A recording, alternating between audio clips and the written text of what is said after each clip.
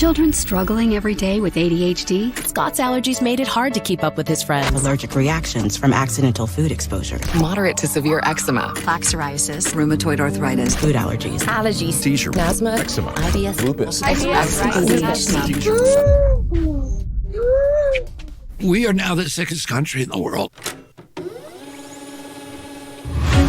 The health of American children is in crisis. A huge rise in chronic conditions in kids 17 and under. More than 40% of American children now have at least one chronic health condition. Autoimmune disease like rheumatoid arthritis, juvenile diabetes, lupus, Crohn's disease, all this IBS. I had eczema, asthma, all put out. Allergies, stomach issues. This is to me the one that gets me. Just a few decades ago, 1 in 10,000 children had autism. Today it's 1 in 31. ADD, ADHD, speech delay, language delay, tics, Tourette syndrome, narcolepsy, sleep disorders, ASD, autism. But there's no way in the world that these kind of rapid increases in the incidence of disease could be genetic. Genetic change takes generations, centuries to play out. What's really causing our kids of this generation to be so chronically sick? What the heck is happening?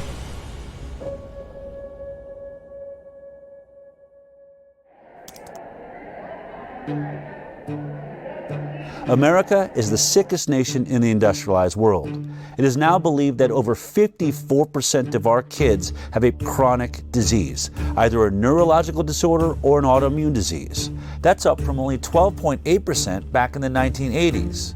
In roughly 40 years, we have seen the greatest decline in human health ever recorded.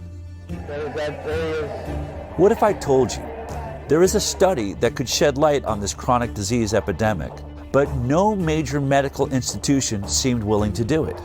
What if I told you there was one scientist brave enough to conduct this study? How you doing, Mark? Good to see you. Yeah, nice to see you. Absolutely. Yeah. What if I told you that when the study was finished, that scientist was too afraid to publish it? What would you do? Maybe you would do what I did. I got hidden cameras and recording equipment, and I went to ask him why. Thank you. You're very welcome. Cool. Have you all dined with us before? I want to show you a video. Okay. Curious of what's your reaction to this. Okay. Just hit play here. Yeah.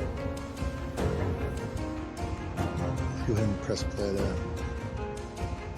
What was the most shocking thing? Because I mean, I know what I've seen. No, I thought it was important. It's important information because of it did show a difference between the groups. We have some serious issues. No, I actually agree with that. If I can't get this study out, then what hope is there for every kid in the future? I don't want to say it's not the right thing to do. It's the right thing to do, but I just don't want to. I mean, obviously, really emotional. Sick. It's really sick. Publishing something like that, might as well retire. I'd be finished. So who was that guy? Zervo's probably going to lose his job over this.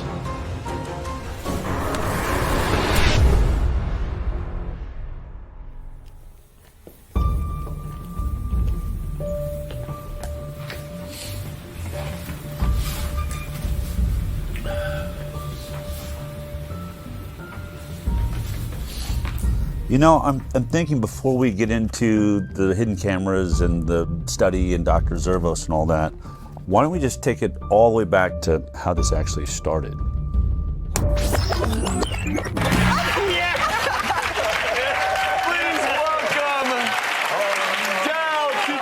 I've been a medical journalist for almost 20 years now. My first 10 years was at CBS, and the last 8 years or so I've had my internet news show called The High Wire. Good morning, good afternoon, good evening, wherever you are. But the biggest change in my career happened when I produced a documentary about vaccinations called Vaxxed. And at the center of that documentary was a whistleblower from the CDC named Dr. William Thompson. He came forward in 2015 and said that they were committing scientific fraud on the vaccine safety studies. Well, that film blew up and became a worldwide sensation, mostly because we got so much bad press, starting with being kicked out of the Tribeca Film Festival. The decision to run a controversial documentary about vaccines has Robert De Niro at the center of a big screen backlash. Tonight, the film festival Robert De Niro started Under Fire, a controversial new film that many are characterizing as anti-vaccine. I think the movie is something that people should see. There was a backlash which I haven't fully explored. I want to know the truth, and I'm not anti-vaccine. I want safe vaccines. Vax producer Del Bigtree says canceling the screening amounts to a suppression of the truth. I can't imagine what type of pressure came down that would make them pull a movie that they were obviously behind in the beginning. The message from the medical community is clear. This is one of those scientific questions that where science has provided an answer. Vaxxed ended up being one of the most controversial documentaries in history. And because of that, there were lines down the block everywhere we went. Look at this crowd behind me. Look at this line goes on and on and on. In fact, the very first day we screened at Angelica Film Center in New York, I wanted to know why there's this giant line down the block. What are these people here for? Can every parent or someone, if you have a family member with autism, would you please stand up right now? Like, see? 3/4 of the room stood up. I remember feeling like the air just got sucked out of the room. I had no idea that there was this many people suffering from this issue. I ended up asking that question 3 screenings a day, 5 days a week for an entire year. And every single time, 3/4 of the room stood up. I realized I had stumbled on something absolutely massive. Hello everybody, this is Jamie. Jamie says, can you guys both tell us your names? I'm Stephanie. And this is Zion. After the screenings, parents of injured children were inspired to tell their own stories. We set up video cameras and started interviewing everybody that wanted to talk. And what I discovered is it wasn't just autism, and it wasn't just the MMR vaccine. There was an ocean of vaccine injury, and nobody was talking about it. Doctor says, well, do you want the flu vaccine? I was like, might as well do it now. I gave in. I did polio. They gave her the Hep B vax. She got the 2-month shots. DTaP, the MMR vaccine. By 10:30 that morning,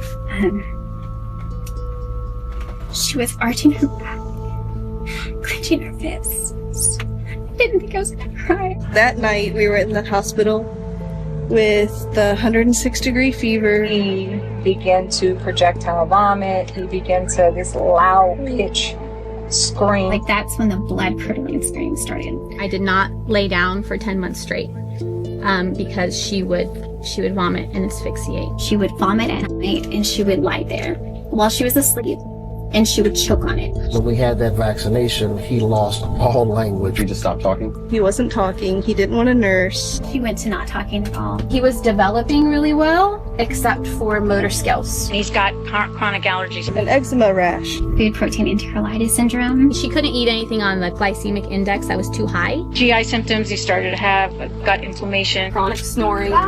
Sleep apnea. Seizure-like activity. We woke up. She just...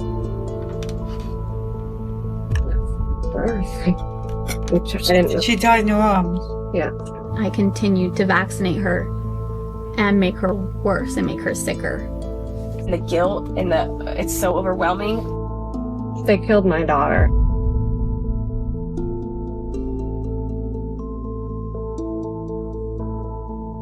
Clearly, this was a bigger issue than anybody realized.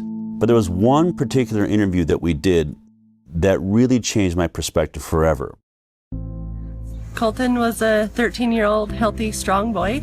He loved anything that has to do with an adrenaline rush. Motocross was his passion. The doctor says, hey, he's the age that you should get the HPV vaccine. I said, okay. So he was administered the vaccine. And then this is the last day he got to ride that big boy bike. And that day he came home, he was starting to feel nauseous, really sore neck. He still didn't want to get out of bed. I just thought, man, you're just really weak and exhausted. And that evening, when he sat up to take a drink of water, he just flopped back and his head just hit the pillow, and I went, Colton, are you going paralyzed? They immediately took him down to Primary Children's Hospital in Salt Lake. Original diagnosis was transverse myelitis. When the doctor came out and asked me, has he been sick? I said, no, he hasn't been sick. He had the HPV vaccine on February 1st, and they went, Oh. Well, we'll be reporting that to VARS. It does suck, like, not being able to play sports anymore. Now I have to sit on the sideline, just watch everybody. You gotta do your research, like, you can't just trust a doctor anymore. Do your own ways to find out what's best for you.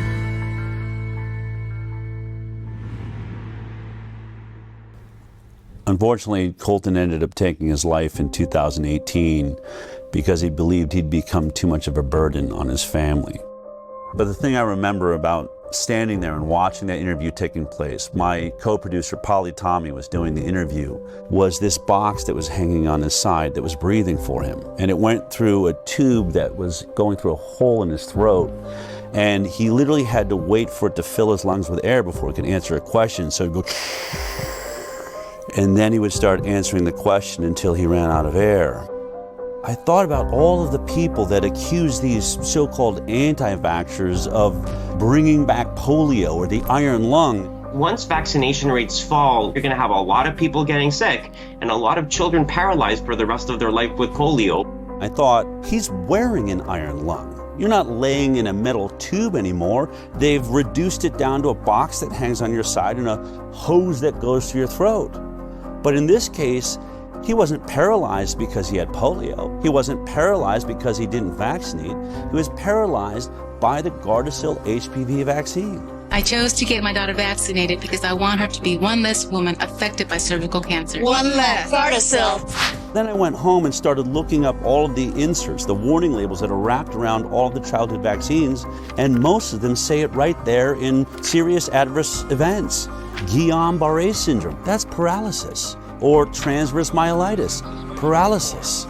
And I realized polio vaccine is a success. We didn't eradicate paralytic diseases with the vaccine program. The vaccine works. We're causing paralytic diseases with our vaccine program.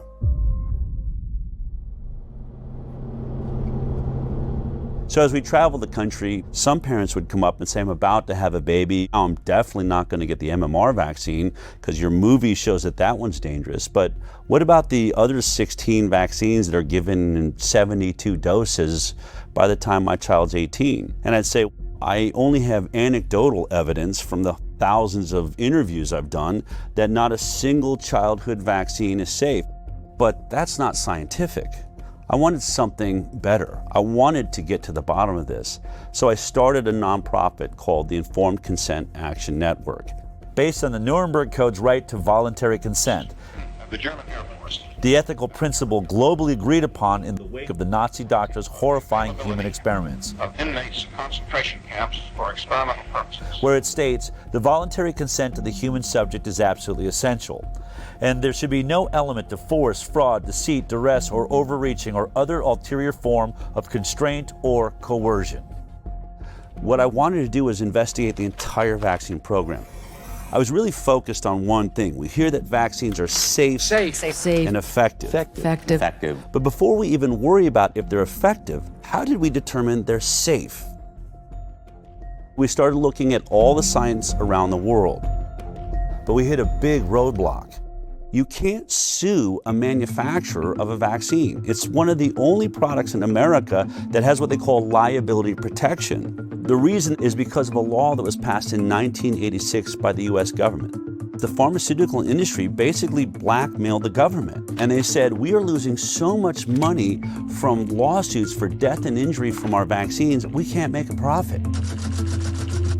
Studies have shown that the whooping cough or pertussis vaccine causes brain damage.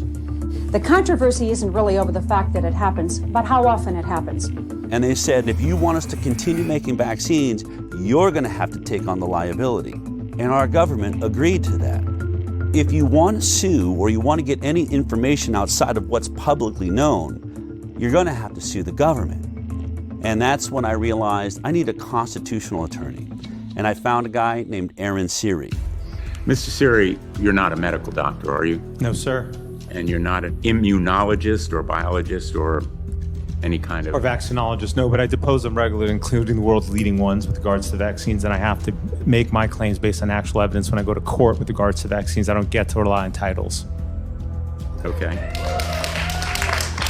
he had a genius way forward. We're going to sue the government agencies, HHS, FDA, NIH, and we started winning. And what did we prove in those lawsuits? That the entire science behind vaccine safety was nothing but a complete fraud. Doctors used to listen to parents. When their parents came in and said, hey, my kid is suffering with this condition, has this issue, doctors listened to them. But when parents started coming in and saying, my kid went in and got a vaccine and then started having X issue, that's when doctors stopped listening. Hi, how you doing? We have triplets, 2 boys and a girl, Richie, Robbie, and Claire. Every day in our life was a party. Every single day they were smiling and laughing and looking at each other, engaging in each other. On June 25th, 2007, we brought them in for the pneumococcal shot. My daughter still has the mark on her leg from the shot. She was the first one to get it, and she screamed and never really stopped screaming after that. But we continued. We didn't know. We did the boys as well. By noon, Claire shut completely off. It was as if she was blind and deaf, and all she did at that moment was stare at the ceiling fan. So that was at noon. We had the shot at 10 a.m. 2 o'clock. We watched Richie shut off. They lost all their reflexes. I'm an educational audiologist. I actually did the test for the stapedial reflex, which is a little muscle in the middle ear, just to see if a muscle they can't control was still working, and it didn't. The stapedial reflex dampens sound, so your ears don't hurt from a really loud sound, and both of them had no stapedial reflex. They stopped blinking, stopped yawning, stopped coughing, stopped sneezing. The worst is when we saw the final one shut down.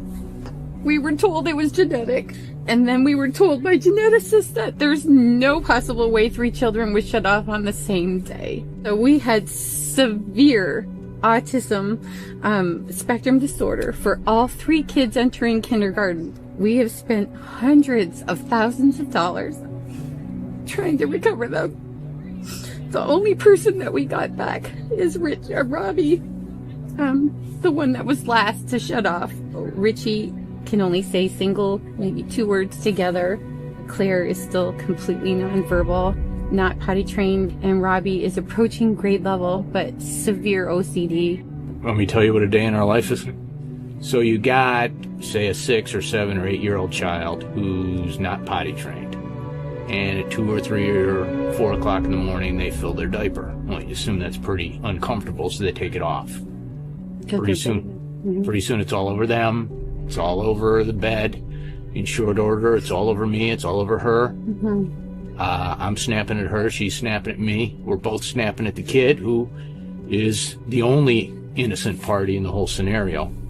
And the one thing that's conspicuously absent from that scenario is anybody who told you that shot was safe. They're all asleep in their bed.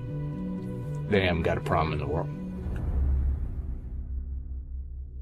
This one story of Richie, Robbie, and Claire puts an end to any discussion that autism is only caused by genetics. There is no genetic explanation that would turn 3 brothers and sisters off on the exact same day. What you should do when there are widespread complaints that a product is causing a given harm is you should study it. Vaccines should be tested like other medicines. They should be safety tested. And unfortunately, vaccines are not safety tested. Of the 72 vaccine doses now mandated, essentially mandated, they're recommended, but they're really mandated, for American children, none of them, not one, has ever been subject to a pre-licensing placebo-controlled trial.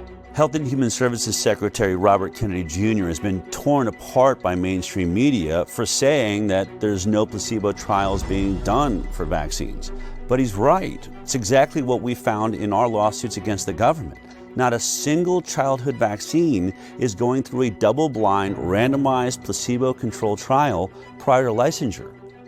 That's the gold standard of safety testing for all pharmaceutical products, but is being skipped for vaccines.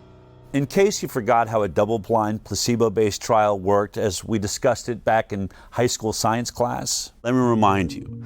We break up a group of kids into two groups. One group is going to get the vaccine. The other group is going to get a placebo, which is a product that has no effect on the human body.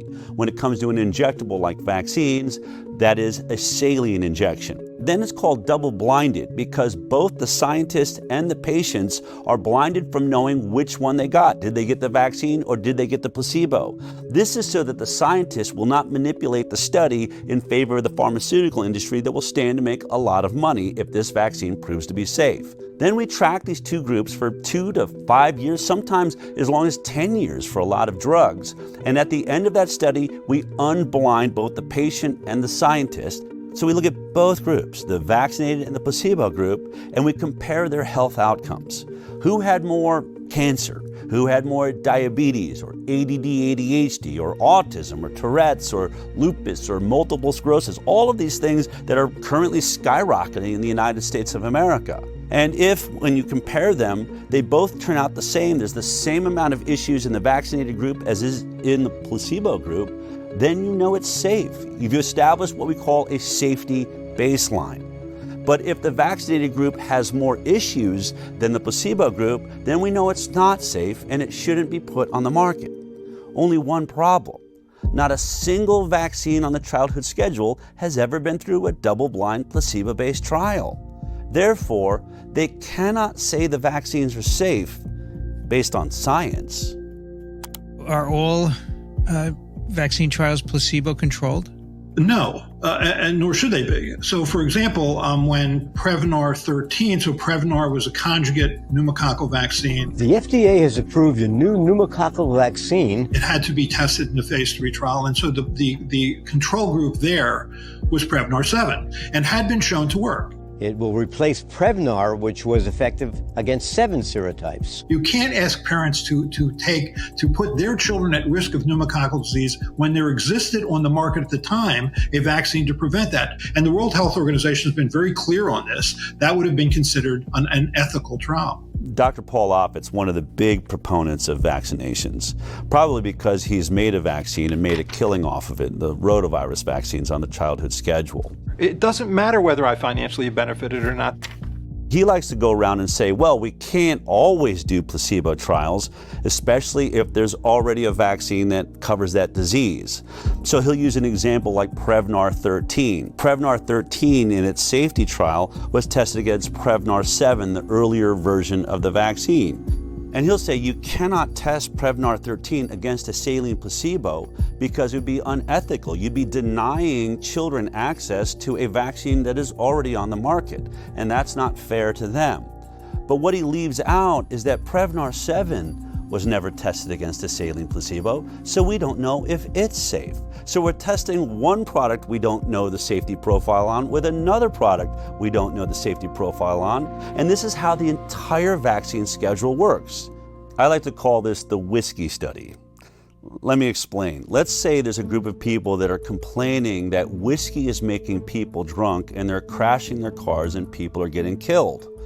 Now, in order to test does whiskey cause car accidents, you would set up a double-blind placebo trial. One group, the test group, would get the 10 shots of whiskey. The other group, the placebo group, would get 10 shots of water. And then we'd have them both drive on a driving course and see who has more accidents. It's obvious. But in this case, the whiskey company is the one doing the study. And what they say is, oh, we're going to do a placebo-based trial, but our placebo-based trial is not going to be water, it'll be vodka, another product already on the market. And so 10 people get the whiskey shots and 10 people get the vodka shots, and they had them all drive, and guess what? They had just as many car accidents. Therefore, whiskey does not cause car accidents because it didn't cause any more than the vodka did. And so to take this all the way to the end of Dr. Paul Offit's point, if vodka had ever been tested against 10 shots of water and there was no car accidents in the vodka group, then it would make sense to test the whiskey against the vodka. But we all know that study was never done, just like no vaccine placebo study was ever done. All you have to do is type in FDA licensed vaccines on your computer, and every vaccine that they give your child on the childhood schedule will appear there. And then you can click on any one you're interested in. Let's click on Recombavax HB. This is one of the hepatitis B vaccines they give your baby on the first day of life. Hello, welcome to the world. Gasp for your first breath, and here comes your first sexually transmitted disease. Now, go to vaccine insert. This is the insert or the warning label that is wrapped around the vaccine when it's delivered to your doctor. It has all kinds of information like what's in the vaccine, all the ingredients, side effects of the vaccine, but I want you to focus on section 6.1. This is where they talk about the clinical trial they relied upon to establish safety. It's always 6.1 on every single vaccine, so you can look at all of them. But in this one, you'll see that there was only 147 children in the entire trial. And they were only monitored for 5 days after each dose. 5 days. So think about it. Would you take any drug that was only monitored for safety for 5 days? If your child dies on day 6, it wasn't captured by this trial. They'll say, we didn't see any deaths. If a child had autism 2 years later, or other autoimmune diseases or neurological disorders, things that take years to develop, they'll say, we didn't see any in our trial. This is why every drug we take goes through a multi-year safety trial. Most of your issues are going to take years to develop, and if your study isn't that long, you'll never, ever see them. We had an interesting opportunity to talk about this with Dr. Stanley Plotkin, who's considered to be the reigning godfather of our vaccine program. Dr. Stan Plotkin. Dr. Plotkin. Virtually every country in the world is affected by his vaccines. Like the rubella vaccine, the rotavirus vaccine, rabies. He trained just a generation of scientists, including myself, to think like he thinks. He developed the standard textbook for vaccines in 1988.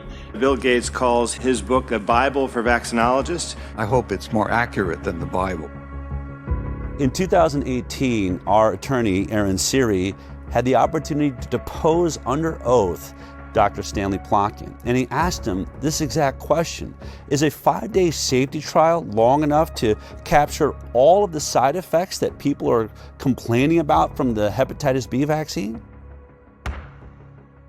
Dr. Plotkin, this is the product, the manufacturer insert for Recombavax HB, correct? Yes. And the clinical trial experience would be found in section 6.1, correct? Correct? Dr. Plotkin? Yes. Okay. In section 6.1, when you look at the clinical trials that were done pre-licensure for Recombavax HB, how long does it say that safety was monitored after each dose? Let's see.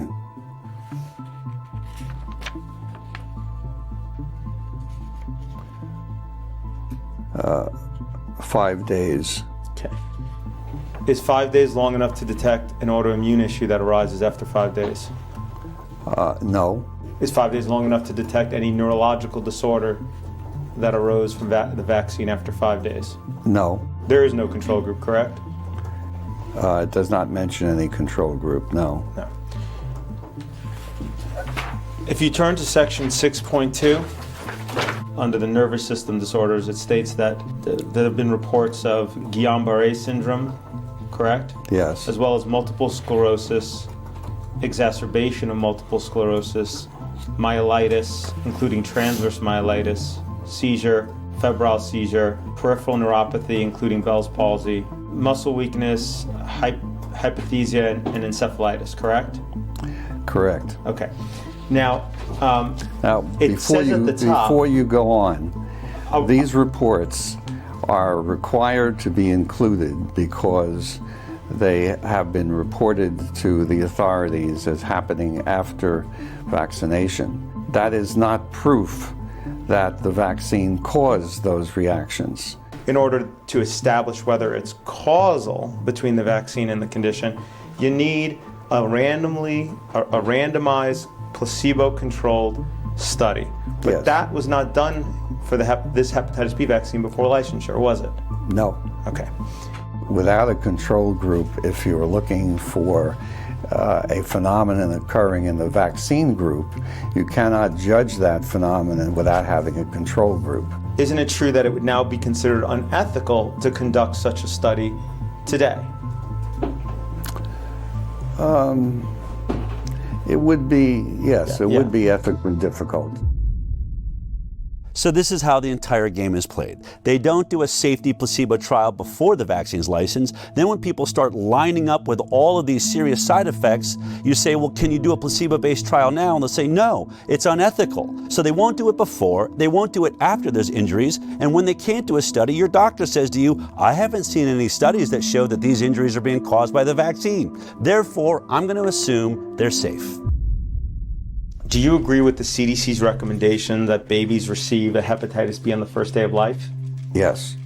You stated that hepatitis B doesn't cause encephalitis, right? That's my opinion, yes. But the IOM, after doing its review, determined it couldn't find science to support a causal determination one way or another. Correct? Yes. But that means that they don't have evidence for the supposition. That it either causes or doesn't cause. Right. They don't know. They don't know because there aren't enough data. In the absence of data, my conclusion is that there's no proof that causation exists. So if there's no data to show that it causes or it doesn't cause, yes. Your supposition, is that I understand correctly? Yes. Is that it doesn't cause it? That there's no proof that it does. Okay, that's different than saying it doesn't cause it, correct? Correct. So let's be clear. Vaccine safety is not based on science and data. It's based on an assumption of safety. And that is the stalemate we find ourselves in. But there's one way out of it. Instead of doing a placebo-based study, you can do a retrospective study looking at people that have already made their choice, whether they're going to vaccinate or not. And then you just compare those groups, the ones that got the vaccines and the ones that decided not to vaccinate. We call that the vaccinated versus unvaccinated study. It's been done by a few independent scientists and institutes amongst small groups of children, but never by a major government agency or a major medical facility. The reason this study is important, I think, is illustrated by a study that was done in Guinea-Bissau, Africa, by a man named Dr. Peter Abe. He's one of the lead experts, he's pro-vaccine, and he develops vaccine programs for the third world. He had a DTP vaccine program he'd run 30 years ago in Guinea-Bissau, Africa, and recognized 30 years later, you know what, only half the children in the country got that vaccine and the other half didn't. I could do a perfect comparative study between the vaccinated and the unvaccinated. And when he did that study, the results blew his mind. This is about vaccines. And I think it's important to recognize that no routine vaccine was tested for overall effect on mortality in randomized trials before being introduced. I guess most of you think that we know what our vaccines are doing. We don't. The program we are talking about at the time, the vaccine program, was introduced sort of in the late 70s after the success with the eradication of smallpox. WHO made sort of the first immunization program for the low-income countries. What you comes out here, you had 2.3 times higher mortality if you are DTP vaccinated. And that is the most commonly used vaccine in the world. So the whooping cough vaccine or pertussis vaccine was associated with twofold higher mortality. You can have a vaccine which is fully protective against a specific disease, but associated with higher mortality. How is that possible? After looking at this study, it was clear that the vaccine did protect against the diseases they were vaccinated for. The kids didn't die of diphtheria, tetanus, and pertussis. Only one problem. Once they looked at it, they were dying at 5 times the rate of all of these other issues. So it was clear that though it was protecting against these diseases, it was weakening their immune systems to all sorts of other problems. One of the other scientists on this study did a TED Talk on this. In spite of being protected against 3 deadly diseases, the introduction of DTP was associated with increased overall mortality. Children who received DTP vaccine had 5 times higher risk of dying than those who didn't. And this is just one example of many studies now done of DTP vaccine, and they all show the same. DTP vaccinated children have higher mortality than those who didn't get DTP. So it appears that DTP vaccine has negative non-specific effects. The protection against the 3 deadly diseases comes at a very high price, namely increased risk of dying. So, with the best of intentions, the use of DTP vaccine may kill more children than it saves. I know these results are extremely uncomfortable, and most people, including myself, just wish they weren't true. But this is what the data tells us. That was just a study of one vaccine in a group of children. What if you studied children that were receiving not one vaccine, but between 72 and 100 vaccines by the time they're 18? Of course, I'm talking about the most vaccinated nation in the world, the United States of America. Our federal health authorities actually paid the Institute of Medicine to look at the safety of the vaccine schedule as a whole. And the Institute of Medicine, after conducting that review, came back with a report in 2013.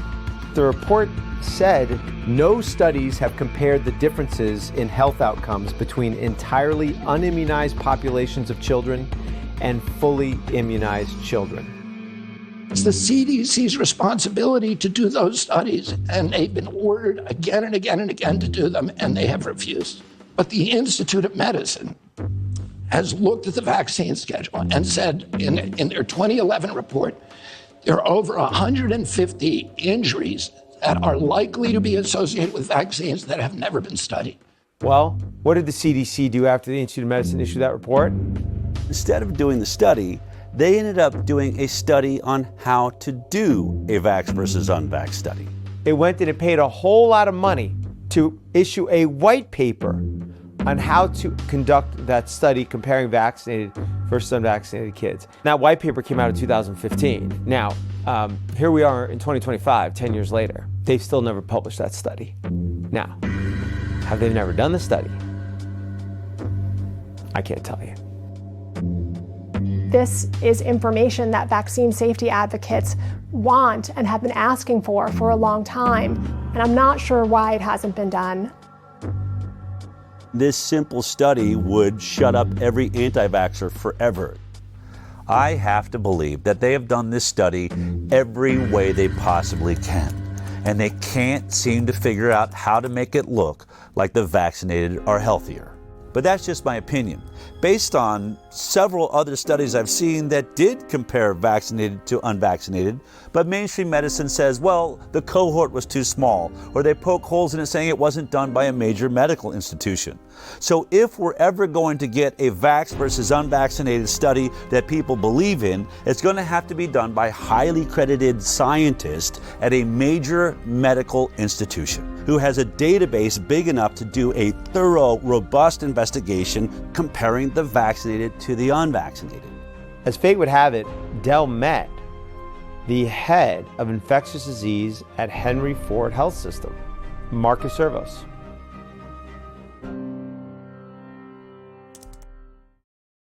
I'll never forget that meeting because you said something to me. You said, "I've watched your film. It's intriguing." But you said, I'll never forget. You said you've been saying something and watched your videos that I had an issue with. You said that they cannot say that vaccines are safe because they've never done the proper safety studies. And you said to me, I actually researched that because I wanted to see if that was true. And you said, I'm sorry to have to report to you that you're actually right about that. No, I say it proper safety studies have not been done. And to now too, it's same thing. I still say it now. The proper safety studies haven't been done. So then I said to you, all right. Still true. And you're like, I don't know what I'm doing here. I don't agree with you. I believe in vaccines. And I said, would you ever consider doing a vaccinated versus unvaccinated study? And you said I would do anything wherever the data is the data, right? Yeah. The first time I met with Dr. Servos, he agreed to do a vaccinated versus unvaccinated study. I mean, I was ecstatic. He was perfect. Ford Medical Center is one of the greatest research centers in the world, and Dr. Zervos is in the middle of being a hero for having just worked out the entire Flint, Michigan water crisis.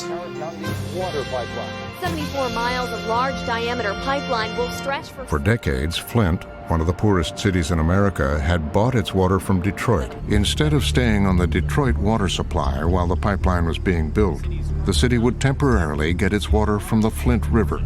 That decision would force the city to activate an old water treatment plant.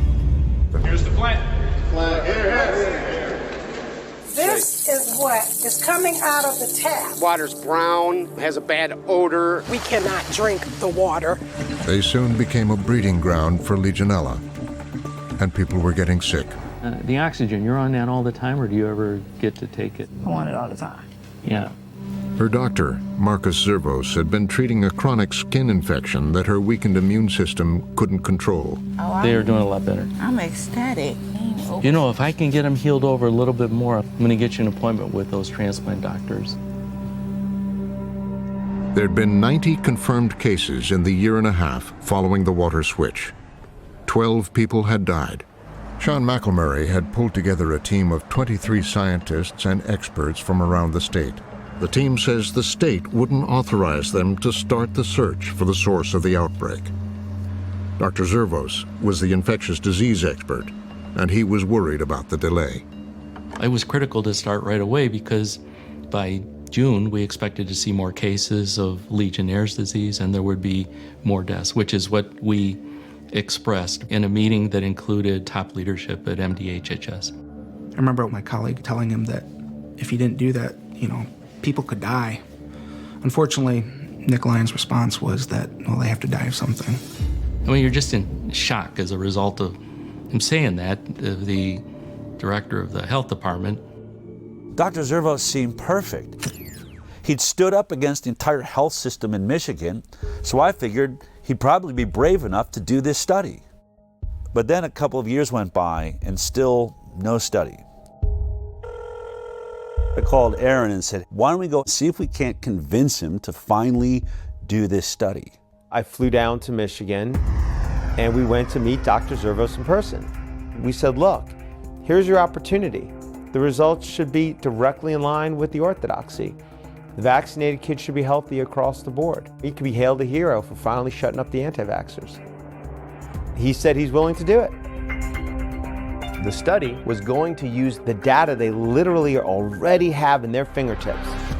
The data of millions of people who are already in the Henry Ford Health System database, including hundreds, maybe thousands of completely unvaccinated children, as well as obviously children who are vaccinated. What that would allow is taking that multi-million person database, segregating out the children who had been in the Henry Ford system from birth continuously for a few years.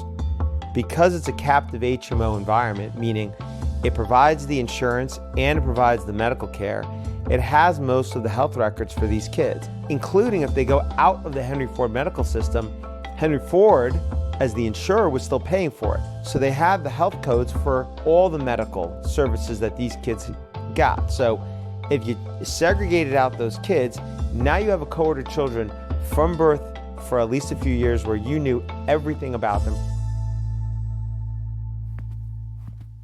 I previously was a program director at Henry Ford Hospital, so I know it well. It's one of the best integrated health systems to do research. Henry Ford receives over $90 million in annual research funding, with nearly 700 residents and fellows in 53 ACGME accredited training programs. I think Henry Ford, like other institutions, has a bias towards the goodness of vaccines. You can't miss it. It's a full-page letter here from Henry Ford with 56 signatures saying in bold letters, the science is clear, vaccines save lives. If the results came back demonstrating that the battery of vaccines was associated with chronic diseases and that unvaccinated appeared healthier over time, such a result would be particularly convincing. I'm for vaccines. I'm not, I'm obviously for vaccines, but I think it's the best way of controlling infectious diseases, which are deadly. I'm for mandatory vaccination. Henry Ford is mandatory vaccination because of me. Henry Ford is one of about 90 healthcare systems across the United States that are working to enroll a total of 30,000 volunteers in the Moderna COV vaccine study as quickly as possible.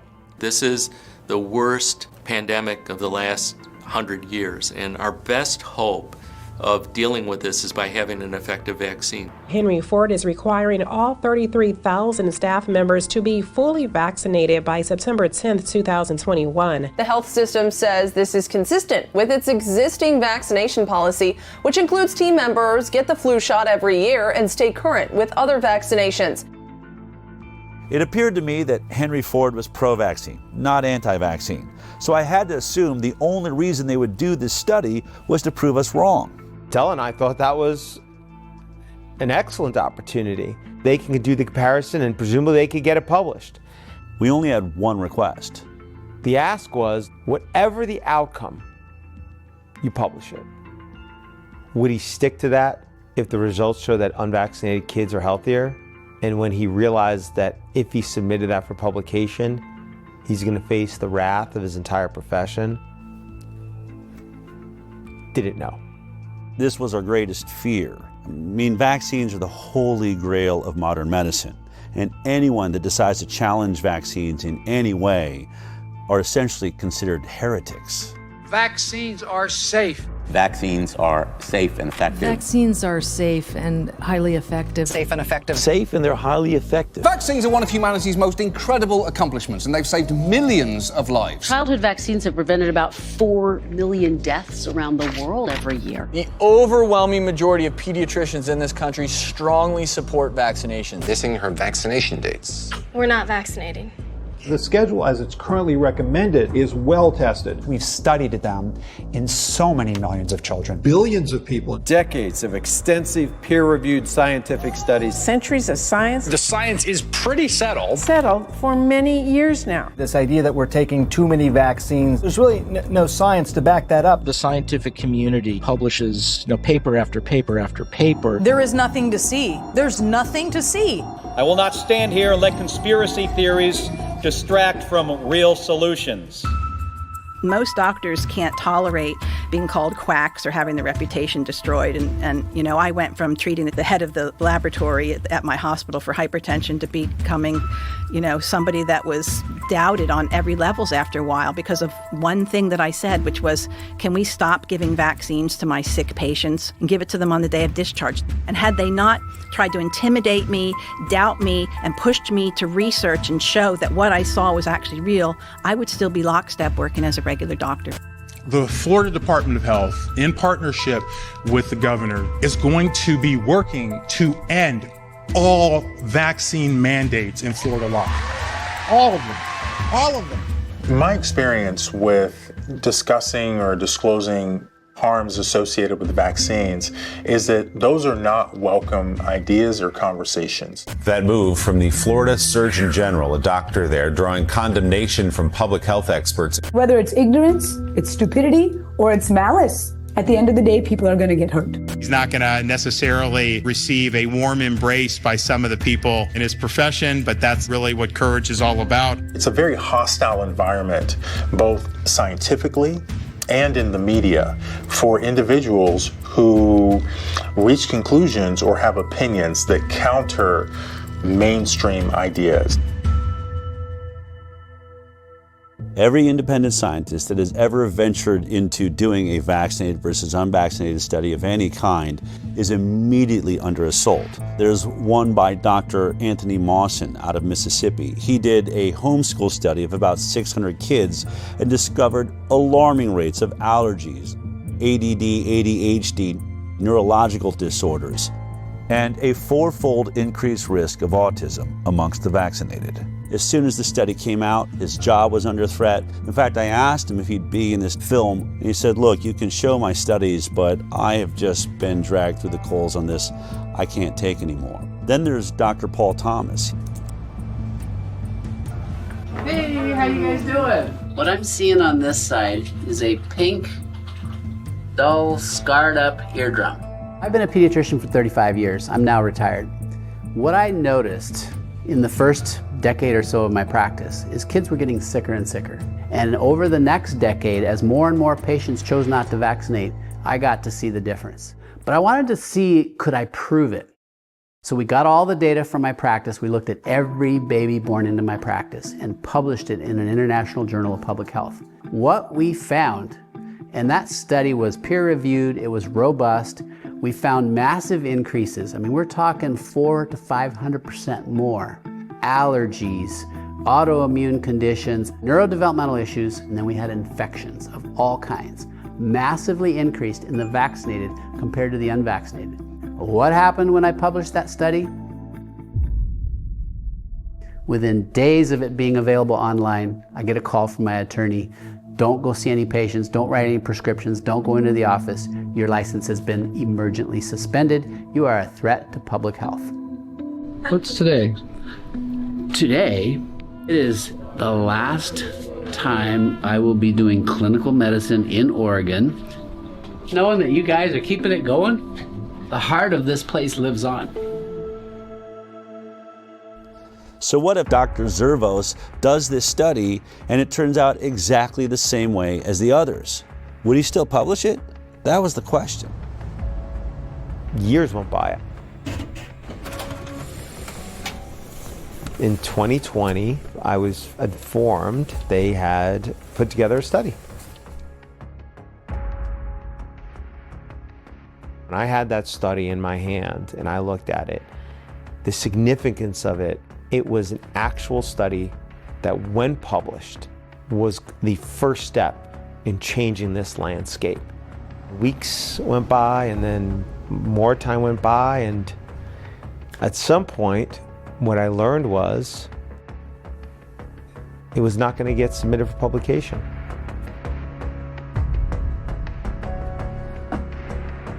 Aaron called me and said they finished the study. Only one problem. They're not going to publish it. I mean, it was everything we were afraid of. I called Dr. Zervos and I said, can I fly out and meet you for dinner? And he agreed. I wanted to look Zervos in the eyes and ask him, what's so damning in this study that you're afraid to publish it? I wanted to know what was in this study. I hadn't seen it. I also imagined there's got to be a way to talk him into publishing this study. But one thing was for sure. This was my last chance. I'm going to bring hidden cameras and recording equipment so that no matter what happens at this dinner, I can prove it happened. What do you think about the study you guys have done? It's important information because of, it did show a difference between the groups. I don't know how to. Oh, she got it. How to explain? I don't know how to explain it, but it's important. It was an important finding. I mean, the study was for what.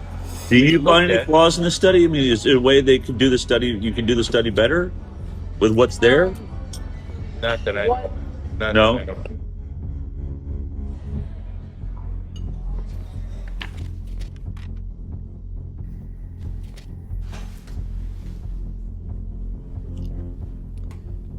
Impact of childhood vaccination on short and long-term chronic health outcomes in children, a birth cohort study. This one is really robust. Let's say the results. Yeah, what were the results? The CDC put out a white paper on how you would look at vaccinated versus unvaccinated, and we followed it to a T. I agree with that. No. Do you agree with that? No, we 100% did. We looked at this every other way and sideways. I think this is a devastating commentary on our public health interventions, because if this is true, we are systematically making kids sick, and not just a little bit sick, very sick. Publishing something like that, I might as well retire. I'd be finished. I mean, I'm just curious.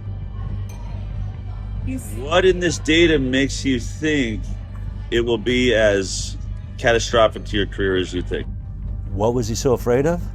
The study was a bombshell. 18,468 subjects, 1,957 of them were fully unvaccinated. When comparing the health outcomes of the vaccinated versus the unvaccinated, they found an increased risk in the vaccinated of several chronic health conditions. The vaccinated subjects were over 4 times more likely to have an asthma diagnosis. 4.29 times in the adjusted. And that seems, I've looked at a lot of studies, that's 3.26 to 5.65. They also found 3 times the risk for atopic diseases, which is kind of a subset of allergic diseases. They found a almost 6 times risk for autoimmune disease.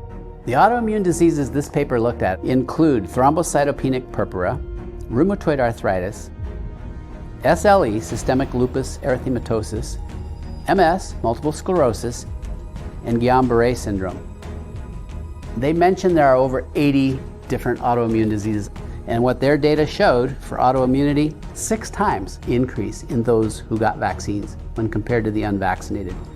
Which is staggering, because autoimmune disorders really represent significant morbidity and health costs and suffering, accrued over a lifetime. Neurodevelopmental disorders. What kind of numbers are we talking about? Do you remember?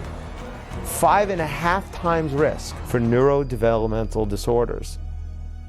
We know that the immune system is intimately connected with both brain development and brain functioning. And so when the immune system gets triggered by illness, potentially by vaccination, you can get neuropsychiatric symptoms, presumably related to brain inflammation and immune processes in the brain.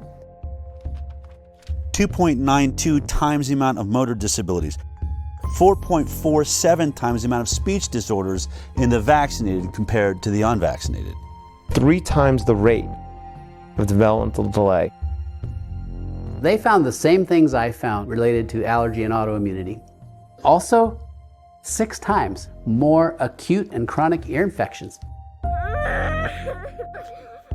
Interestingly, there were several health conditions where they couldn't even do this analysis because there were none in the unvaccinated group.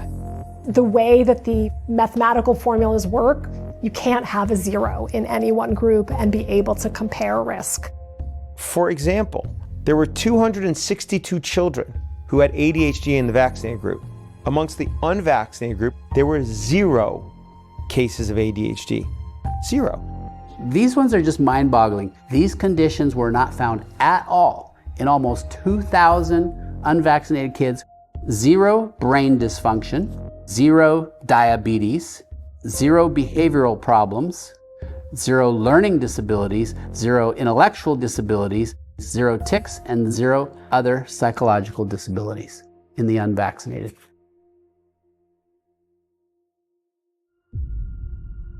I'm going to read the conclusion here.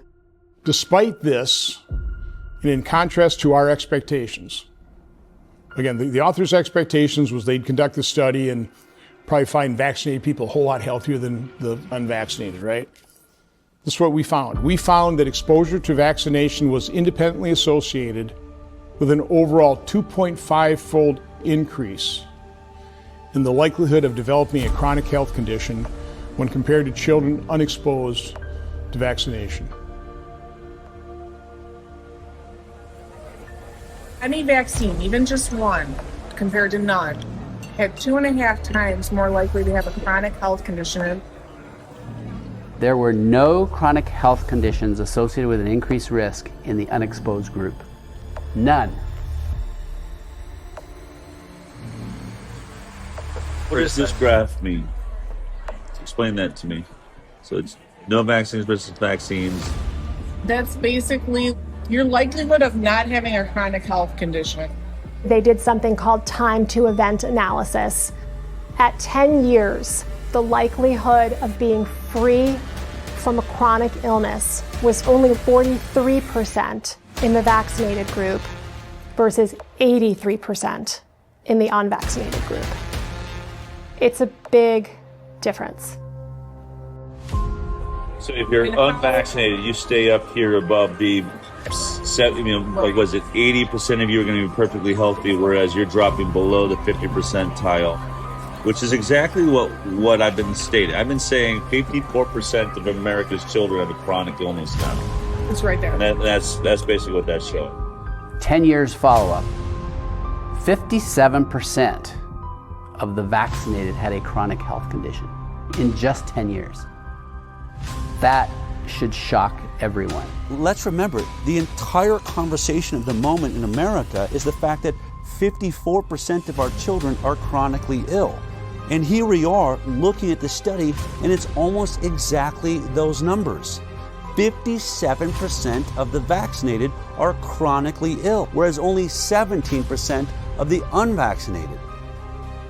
I think because I have an interest in vaccines and I understand off-target, non-specific effects, I was sad, but I wasn't surprised. I can tell you that these data are consistent with my greatest concerns regarding the childhood vaccination schedule. That despite the good intentions of the field of vaccinology, that is backfiring on us. In virtually every single chronic health category, the vaccinated are doing far worse. But there is one issue. It's the one that I have been talking about for years and puts me into the middle of this entire investigation, and that is autism. And in this study, it appears that there was no statistical significance with the vaccine-autism connection. And I wanted to know why. Yet autism is neutral. Does that mean we're wrong about autism, Mark? No. No? No. It's there are a lot of variables involved, and it's hard to control for. When you don't have a lot of instances, as occurred here with autism, where you only have 23 instances of autism in the vaccinated group and 1 instance of autism in the unvaccinated group, that wasn't enough instances to actually be able to determine whether or not there is a statistically significant increased rate of autism. So even though the study shows all sorts of neurodevelopmental disorders, when it comes to autism, there weren't enough children diagnosed with autism in this group to answer that question. That is why studies like this need to be replicated at even larger scales. The fact is there's a signal, and the signal is unvaccinated kids healthy. That should be a very important positive study. Yes. The converse of this is kids that are vaccinated, it doesn't look so good, particularly for the neuropsychiatric disorders. Looking at the measure of association, I'm an epidemiologist, I live in this, neutral is 1. Neutral means no association is 1. If it's 2, it means there's a 2-fold risk. When we're doing non-randomized data, especially from corporate data stores, what have you, we have a higher threshold. And a good threshold to remember is 4. If there's a 4-fold increased risk in a data set, if we were to go do this somewhere else, almost certainly we would find an association when this is telling us that the risk relationship is greater than 4. I was sitting at that dinner reading this study for the first time and thinking, oh my God, the world needs to see this study. But the more I pressed Dr. Zervos to publish it, the more excuses he had. I think it's a good study, but it does have limitations to it. The argument against it is going to be that it's same thing. Retrospective, it's not a controlled group. There's no control group. There's other factors involved. It's a heterogeneous group of conditions. The perfect example was hydroxychloroquine. Did I happen to mention that not only was Dr. Zervos at the center of the Flint, Michigan water crisis, he was also at the center of the hydroxychloroquine study that was done by Ford and showed a 50% reduction in death for those that received hydroxychloroquine. And for that, he got attacked by Tony Fauci and virtually everybody in mainstream media and the medical world. The Henry Ford Hospital study that was published was a non-controlled retrospective cohort study. So that study is a flawed study. In the PR at Henry Ford, they put a gag order on me. I couldn't talk about anything. And they said to me, Mark, so what? So you go on CNN, which they would be happy. They'd be thrilled to have you on CNN. And, and you say what you feel. But they're just going to twist what you say anyway. and make you look bad anyway. So what good is it going to do? So I should still be able to defend myself and and say what the inaccuracies are. So I'm thinking to myself, maybe the Henry Ford PR was right, is that it's just going to get twisted around anyway, make you look bad, and you get fired. So what good does it do? So what's going to happen with this one is the same thing, is that somebody's going to come back and they're going to say, the study is flawed, as opposed to looking at it in the way that it should be looked at. How about looking at this as important scientific information that can inform how the proper study should be done? It won't be taken like that. And then I can say, why? Because there's a political agenda to it. I get it has its issues. Any retrospective study is always going to have the same problems, right? So you always have the same attacks upon it.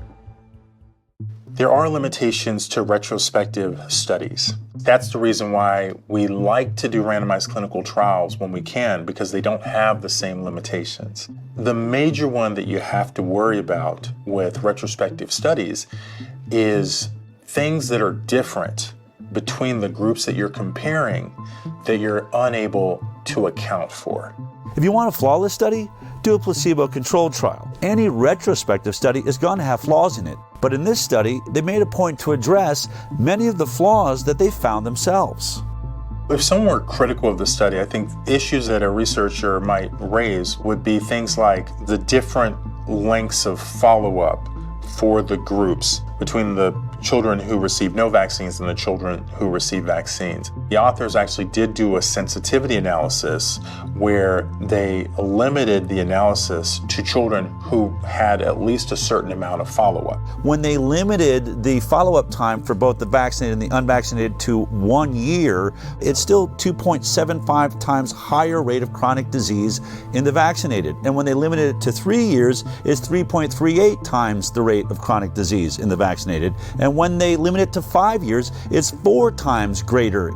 So no matter what they did to limit the follow-up time, the results of the study didn't change. The results indicate that the different follow-up period really did not have a substantial effect on the research question that they were probing. Another concern is that there are just big differences in how likely the children who received no vaccines were to seek health care compared to the children who received vaccines. So in other words, could the differences we're finding in the study just be due to the fact that these kids were being seen less often, and so they're getting fewer diagnoses? To try and address this, they limited the population of children who didn't receive any vaccines to children who at least had some number of medical visits. And even in that sensitivity analysis, the main findings persisted. In this study, they adjusted for confounders. Confounders can be age, socioeconomic status, gender, racial, ethnic groups, and used a technique called Cox proportional hazards, which means holding all of the factors equal, what's the relationship between the factor of interest and the outcome? Even after they were adjusted for, the effect of these characteristics was actually pretty small. I actually expected that those adjustments would have a really powerful effect, but they actually didn't. And when you do a lot of sensitivity analysis and what you're seeing doesn't change much, that can be reassuring. The authors did a good job with the information that they had. I have seen studies on vaccines published in good journals that are much weaker in quality. Is what your study shows, is it important? Yeah, it is important. You know who you should send it to? Which is what I told you a while ago. Because I'm just not going to do. I'm not going to do it because I don't want to end up like Diddy or. I don't want to suffer what McCullough did. But I give him credit for taking it. Standing up to it. But I'm just not going to do it. I'm not going to replicate it. In any other climate, in a regular climate, you would have put this study out just as it is. Right? If we weren't in this world of censorship... I'd put it out just how it is. You would? I'd put it out just how it is, yeah. I'd like to just finish out my work, doing international work. Part of my reluctance to do anything is that nothing is going to come out of it other than, me losing my job, which I'd rather not see happen. I'm open to it. We're here because I fully respect you, and I recognize the danger of. I said to you, if you do this study, I'm going to repeat it because I remember. I said, if you do the study, you're going to come under fire. You said, I don't care about that. I'm all about the data, and I'm about to retire anyway. That's literally what you said. Yeah. So your energy has definitely changed on that. But energy's changing. Let me put it this way. I put my whole career on the line because I saw an issue. Because what? I saw an issue that is affecting the children of America and the world. We have a serious growing problem of autoimmune disease, chronic illness. I am not saying that vaccines are the only cause, but I am saying this program needs some serious work. We had much better health when we were getting 10, 20 vaccines. At 54 shots with 72 doses, it is clear we are not making our children healthier. They're going the wrong direction. If there's a way to do this program better, which I believe, I've never said I'm trying to eradicate vaccines from the planet, but we are at an autism rate now of 1 in 26, 28. We have some serious issues. No, I actually agree with that. Is there a different way we could be doing it? Right, but how do we get there if I finally, what are the odds? I find someone like you that is got the clout. If I can't get the study out, then what hope is there for every kid in the future? I can't do shit for them. Unless there's a change in leadership, nothing is going to happen. Publishing one study like this one is not gonna. It's not gonna. It's actually the right thing to do. I don't want to say it's not the right thing to do. It's the right thing to do, but I just don't want to. And I don't want to say I have enough problems, but I've got enough things like that I'm already dealing with. And I don't want another one. Hold on. I just want to say this. This is the Galileo moment. I believe this changes more lives than anything there is. If we can fix this vaccine program, it doesn't just change millions of children's lives here in America, it changes worldwide. You'll be the father of the change in the system. That's historic. And I want to work with you to do that. This is why we're here. Yeah. No, I see what you're saying. We have an ability to do something that no one ever dreamed is possible. If it's not you, then who? For some reason, it always comes towards me. No, I can't handle it. I really can't. I'm not a good person. I can't handle it. I'm not a good person, but I'm just not going to do it. I'm not going to do it. Because I've got other stuff to worry about. Yeah, I mean, obviously, really emotional. He's just going to compartmentalize it away. I think someone could look at this and be like, it's unconscionable. How could he? And I think the way that he can is the way we all can do things that, not do things we don't want to do is we just convince ourselves, he's saying it doesn't matter. This is one study. It won't move the needle. It's too much for me. I can't. And, maybe he's right. Maybe it is too much for him. It's very important the study sees the light of day.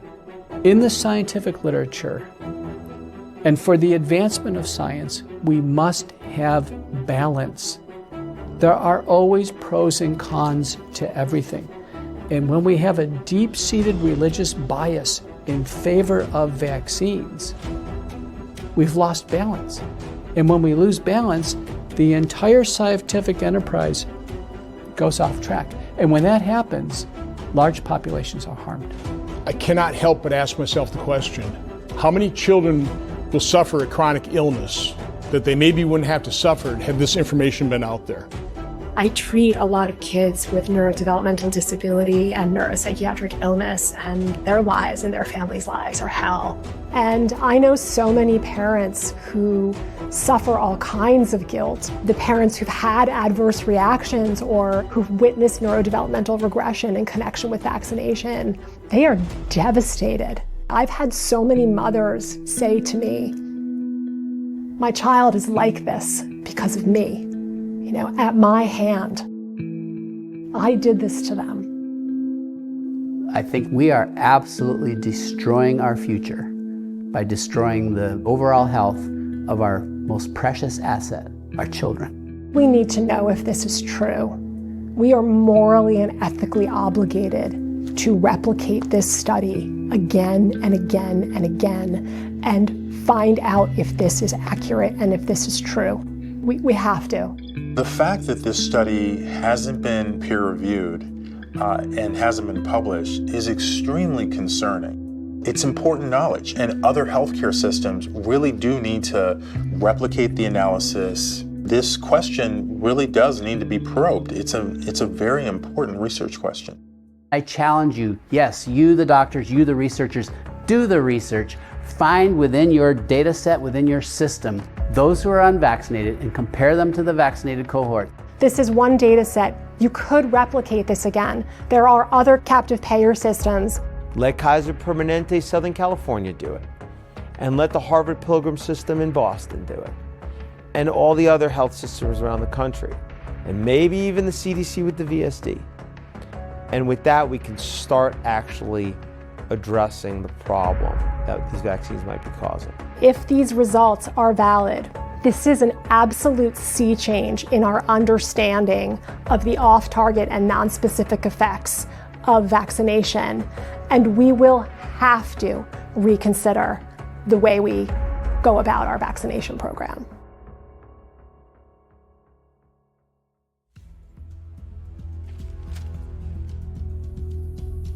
This is a cease and desist letter we received from the attorneys for Henry Ford Health. This letter leads me to believe that they really don't want us to release this film.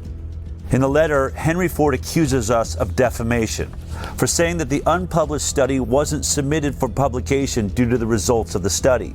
They assert that the reason the study was never submitted for publication was, quote, due to significant and serious flaws in its data and methodology, and because it did not come close to meeting the rigorous scientific standards Henry Ford Health and its researchers demand. But we just heard from Dr. Marcus Zervos, the lead author on this unpublished study and a world-leading expert on infectious disease at Henry Ford. He told me he believed the study was a good study and he would publish it just as it is. Only one problem. If he does publish it, he believes it would be the end of his career. He'd be finished. Not my words, but his. Now, even if Dr. Zervos stands by his study, does that mean it's a perfect study? Of course not. Can we say that the Henry Ford study proves that vaccines are causing the chronic disease epidemic? No, we cannot. A retrospective study does not prove causation. What we can say is that we believe it is showing a signal, a red flag waved in the air by the scientific method. Houston, there may be a real problem here. Now, this concern is heightened by the fact that this unpublished study does not stand alone. It's not an anomaly. It now stands with several other studies that have all shown similar signals. So there will certainly be attacks on the limitations of this study, which can be found in most retrospective studies, and we acknowledge those limitations. But the only way to really refute it is to do your own vaccinated versus unvaccinated study and prove us wrong. That's what I believe Dr. Zervos attempted to do and failed. But as parents watching this film right now, you have to ask yourself a very important question. Why hasn't a single health agency or major medical institution in the world been able to produce one single vaccinated versus completely unvaccinated study that shows that the vaccinated children are healthier? Wasn't that the entire purpose of the vaccine program? To make our children healthier? And although this may be an inconvenient study for anyone who said that the vaccine program was safe, there is a bright side. In every one of these studies so far, there is a group of children who are thriving, who aren't suffering from many of the ailments that plague America's children, who have barely any cases of neurodevelopmental disorders or autoimmune disease. They are living in a world that is flourishing with health because their parents went in a different direction. You now have even more data. You've been informed. What are you going to do about it? That choice is yours.